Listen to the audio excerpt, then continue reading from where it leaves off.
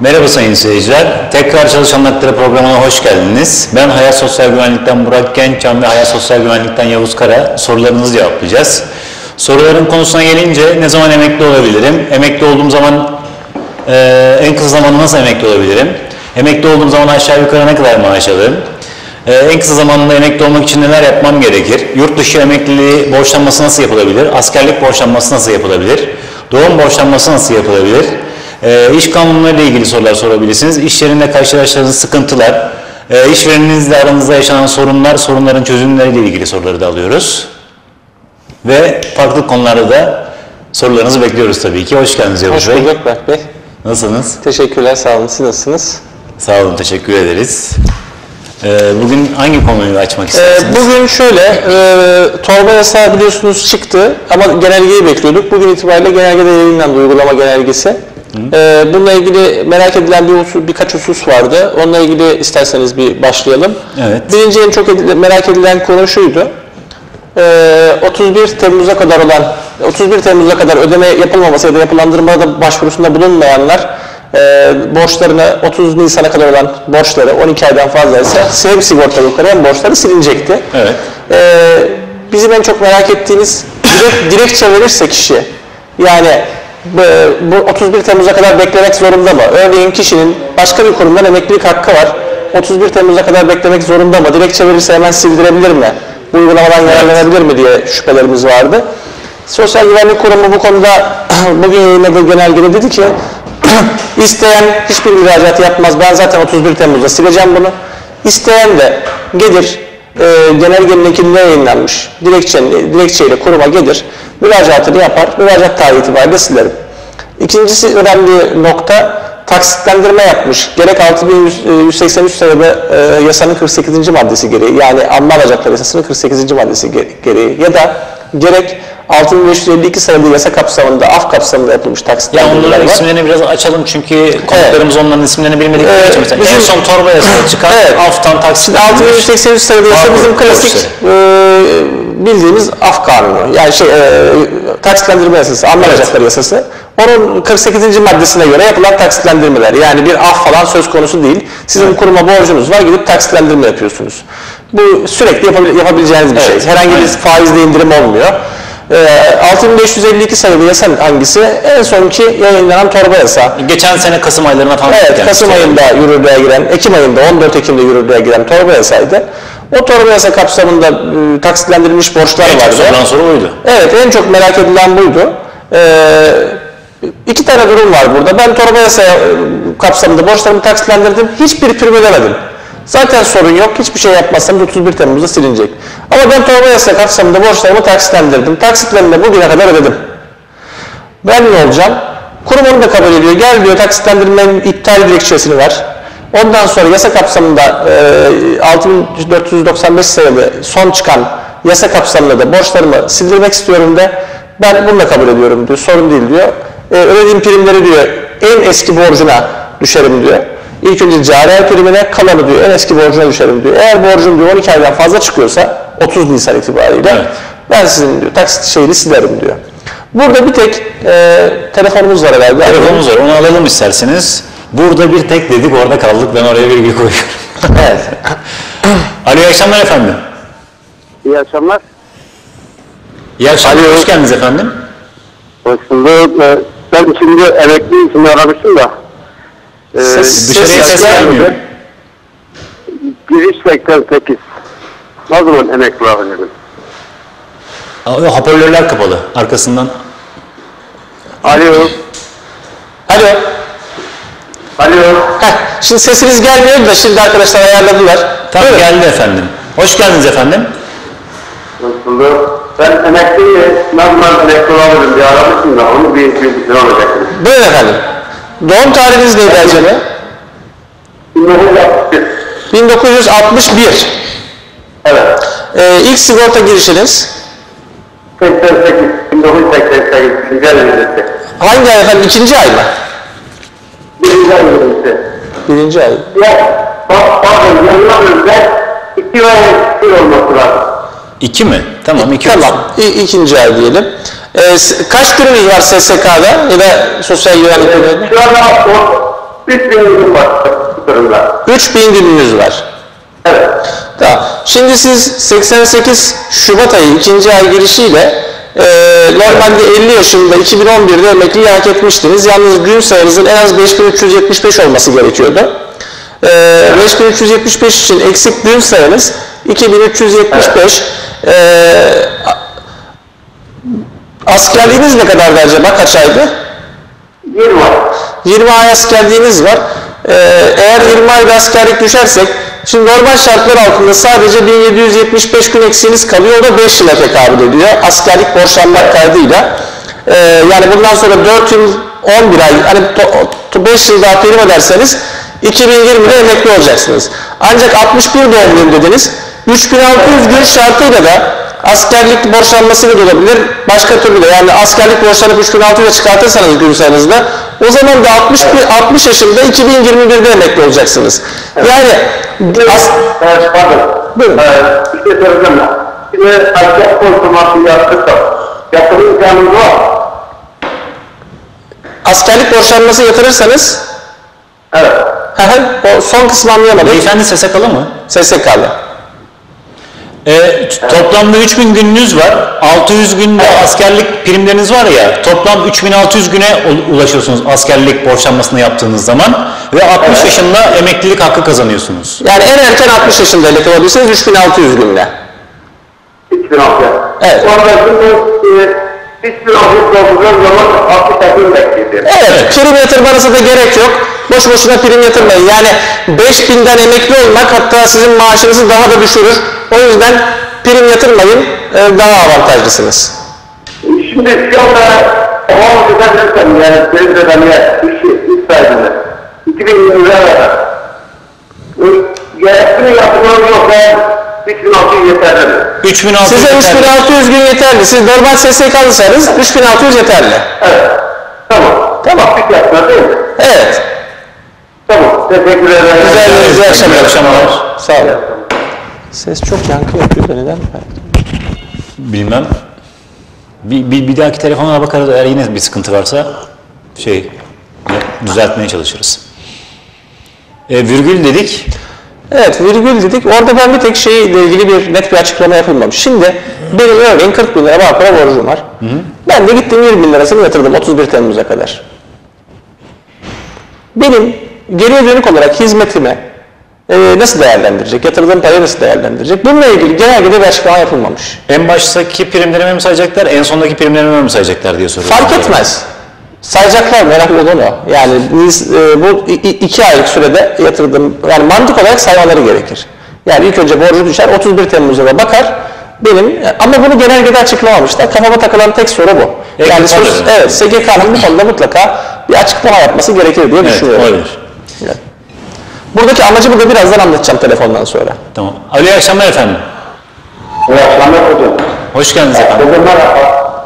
Merhaba, hoş geldiniz efendim. Buyurun. Sağ olun. Hocam benim sorum belki değişik olabilir. Buyurun. Buyurun efendim. Ben emekli olmuştum bu sene. Evet. Yalnız kasvetli, ben hatırladık şimdi geride gidiyorum. Sen böbrek kasvetli yoksan ben bu kurumu iptal oluyor mu acaba? Şimdi siz emekli oldum dediniz. Ben 9'dan emekli oldum. Tamam.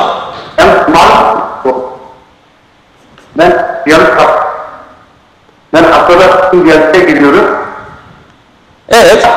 Ben böbrek kasvetli yoksam ben bu kurumu iptal oluyor mu olmaz? Bağ kurululuğumu iptal edip SSK'dan emekli mi olmak istiyorsunuz? Hayır, ben yanlış hatırladım, geride gidiyorum. Tamam, sesiniz çok kesik geliyor. Ben şöyle anlayayım. Siz geçen sene Bağkur'dan emekli olmuşsunuz. Şu anda diyaliz hastasısınız. Evet. Tamam. Böbrek nakli yapsam, benim bakımım iptal olur mu? Böbrek nakli yapsam Bağkur'um iptal mi olur diyorsunuz? Evet. Olur mu olmaz mı? Hayır, niye Bağkur'unuz iptal olsun ki böbrek nakli yapılırsa? Siz malumen mi emekli oldunuz? Ben malum emekli hocam. Şöyle, yok olmaz. Neden olmaz biliyor musunuz? Sizin zaten sürekli rapor verilmiştir size. Yani böbrek rahatsızlığından dolayı sürekli rapor verilmiştir ve malum sayılmışsınız böbrek hastası olarak. O yüzden bu rapor iptal olmaz. Sizin mağlubiyetinizinizin komple ortadan kalkması gerekiyor. Raporunuz da sürekli olduğu için kurum sizi tekrar muayeneye çağırmadığı sürece, yani rapor değişikliği ile ilgili muayeneye çağırmadığı sürece iptal olmaz. Ben hani meslek hastalıklarında bu tür durumlar oluyor. Mesela akciğer rahatsızlığı olanlar, özellikle bu maden işçilerinde falan 20 sene 25 sene sonra kurum çağırıyor, meslek hastalığının durumuna bakıyor, tekrar bir değerlendirme yapıyor.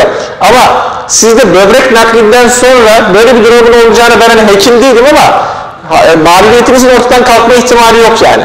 %60'ın altına düşer. Rica ederim, iyi akşamlar. Yani bu soru tabii bizim çok üstümüzde. Çünkü bu tıp sorusu, evet, birincisi. Yani bizim cevaplamamız çok doğru olmadı bu soruyu. Ama şöyle, buradaki mantık şu, böbrek rahatsızlığından kaynaklı bir defa mahallen emekli olmuş beyefendi. Şimdi bakın şöyle bir şey varmış. Böbrek rahatsızlığından dolayı mahallen emekli olmuş ama böbrek nakli yapıldıktan sonra durumunda anormal bir iyileşme olursa ve puanınız düşerse edebilirler yani. İnşallah olur. Ama bu tekrar bir heyet gerekir. Bunu yani böbrek nakli uzmanlığını şöyle söyleyeyim ben size. Yani.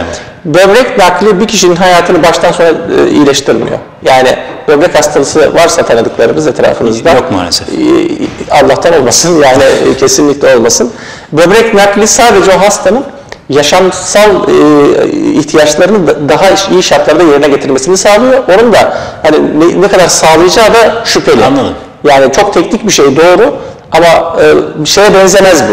Yani meslek hastalığının iyileşmesine, ciğer rahatsızlığı iyileşmesine benzemez bu yani. O kadar net bir iyileşme olmadı. Değil, hayır. Alo, iyi akşamlar efendim. İyi akşamlar. Hoş geldiniz efendim. Hoş bulduk. Buyurun efendim, dinliyoruz. 69 doğumluyum. Evet. Tarım sigortası. 69 doğumlu. Telefonumuz düştü. Biz tarım sigortası 69 doğumlu ama sigortaya giriş tarihini alamadık.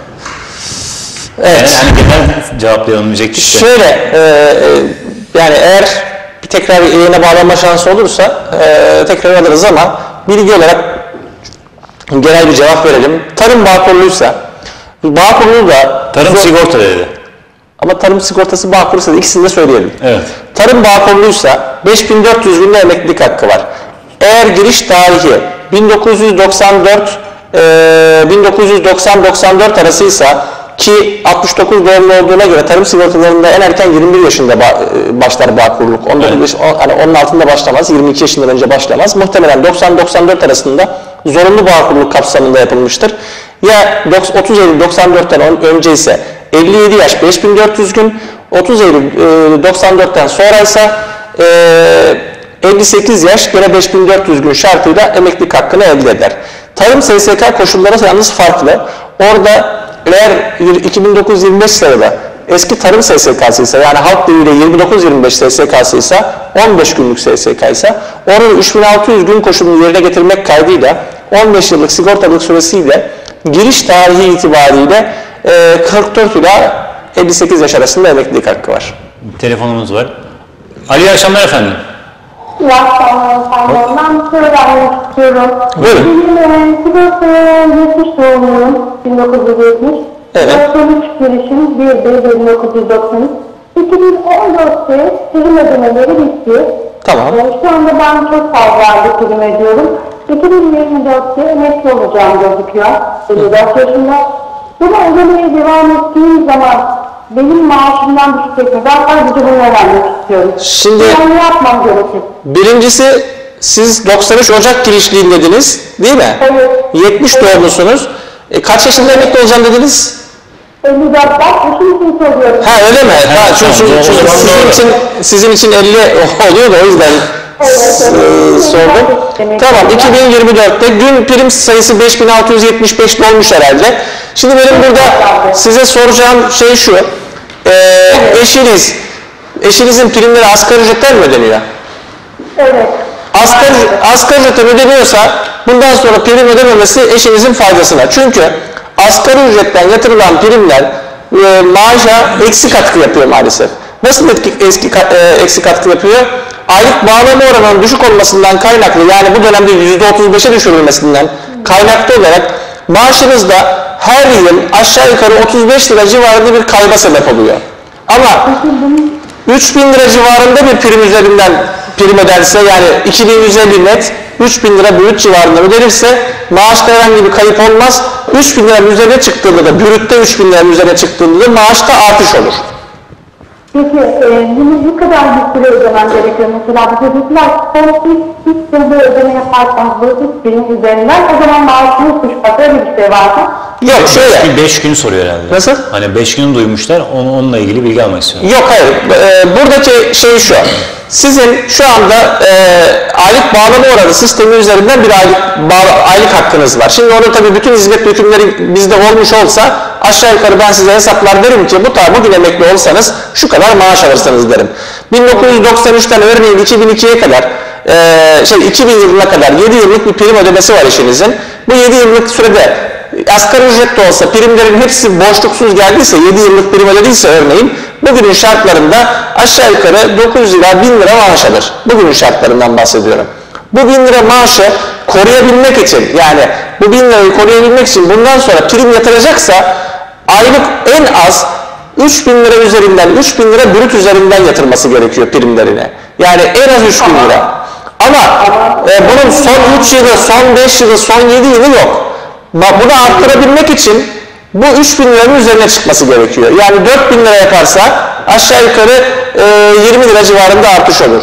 5.000 lira üzerinde verse 40 lira civarında artış olur. O şekilde düşünün. Yoksa son 5 yılda çok yüksekten öderse şu olur falandan ziyade her 1000 liralık, yani 3.000 liranın üzerindeki her 1000 lira artış için yaklaşık 20-25 lira maaşında bir yükselme olacağını varsayarak hesap yapın. Kaç yıl öderse o kadar artar. Teşekkür ederim. Rica ederim. İyi akşamlar efendim. Sağ olun. İyi akşamlar. Bilgisini de verelim isterseniz Yavuz Bey. 30 gün üzerinden değil de kod 7 yaparak ayda 5 gün üzerinden gösterirlerse de, yani o çok tabii şey oluyor. Genelde o şeyi de söylüyoruz. Yani bir iş yerinde tercih etmeyebilir. 1200 evet çok zor oluyor. Bir de şöyle bir algı oluşuyor. Sanki hani sosyal güvenlik sisteminin dışında kalın gibi bir öneri yapmış gibi oluyoruz. Ama böyle bir formülde var. Ama formüllerden bir tanesi 30 gün çalışmak yerine gene 1200 lira üzerinden 8 gün çalışmak karşılığında, yani 8 gün puantaj kaydıyla çalışmak karşılığında primlerini de tekrar yükseltme şansı olur. 8 gün, 6 gün, 5 gün. 5 gün 7 evet. puantaj kaydıyla. Evet. Alo, iyi akşamlar efendim. Abi. Hoş geldiniz. Selam, iyi yayınlar. Aleykümselam, buyurun. Şimdi ben kendimle ilgili değil de babamla ilgili bir sorum olacaktı ama. Buyurun. Buyurun efendim. Babam 1960 doğumlu. 89'da esnaftan bağımsız kayıtlı. Evet. 15 yıl bir fiil aralıksız bağımsız primlerini yatırdık. Daha sonra da fazla şey olmadığı için dondurduk. Tamam. Bu durumda ne zaman emekli olabilir? Şimdi babanız 5400 gün şartını tamamlamış. Yani 15 tam yıl ödemiş. 5400 gün var değil mi gün sayısında? Evet. Tamam. Da var yani. 15 yıl küsürlü olarak yaptım. Tamam, güzel. Eğer bundan sonra hiçbir şey yapmazsa 5400 gün şartıyla giriş tarihi de 89 olduğu için 5400 gün şartıyla babanızın bu şeyi ne zaman tamamladı? Kesintisiz mi geldi bu süre? Onu sorayım ilk önce. Nasıl anlayamadım? Bu 89'da başladı ya Bağkur'u. Örneğin 2004'e kadar 15 yıl 2004'te dolmuş. 2004'e kadar hep kesintisiz mi geldi? Evet, kesintisiz. Tamam. 55 yaşını ne zaman dolduruyor? 2015 yılında dolduruyor. Giriş tarihi itibariyle 58 yaşında, yani 2018 yılında 58 yaşını doldurduğu anda bundan sonra hiçbir şey yapmazsa emekli olacak. Yani 3 yılı kalmış. Anladım. Tamam. 3 yıl. Tam 58 yaşında. Evet, 58. ay başlangıcı. Efendim? 11. ay başlangıcı zaten. Tamam, onda sıkıntı yok. Yaş 58'i doldurduğu anda emekli olacak. Bu tarım değil mi? Normal SSK'de. Onu da sorayım. Yok, evet. Normal esnaf bağlı. Tamam. 58 yaşında emekliyi hak ediyor. Anladım. Teşekkür ederim. Rica ederim. İyi akşamlar efendim.